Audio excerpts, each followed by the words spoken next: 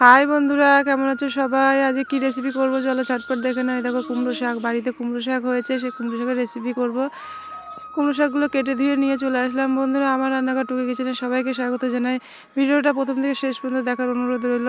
দেখো কুমড়ো শাকের এইভাবে রেসিপি কার কার পছন্দ হয়, আমার তো খুব পছন্দ। দেখো কড়াইতে 5 ফোড়ন শুকনো লঙ্কা ফোড়ন দিয়ে দিয়েছি, তারপর বড়ি দিয়ে রান্না করব। বড়িগুলো ভেজে নিলাম দেখতেই পেলে।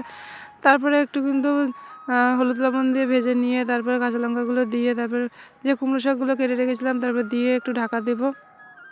ঢাকা দিয়ে একটু মজে আসলে তারপরে যে সর্ষে বাটা করে রেখেছি সেই সর্ষে বাটাটা উপর দিয়ে দেবো। তারপর সর্ষে ধোয়া যে জলটা ছিল দিয়ে দিলাম। তারপরে যে বড়িগুলো ভেজে রেখেছিলাম সেই বড়িগুলো দিয়ে একটু ঢাকা দিয়ে দেব। বন্ধুরা, এইভাবে কুমড়ো শাকের রেসিপি কার কার পছন্দ আমাকে কিন্তু কমেন্টে অবশ্যই বলো। ভিডিওটা ভালো লাগলে লাইক কমেন্ট শেয়ার করো। সুস্থ থেকো, ভালো থেকো, দেখা হচ্ছে নতুন একটা ভিডিওতে।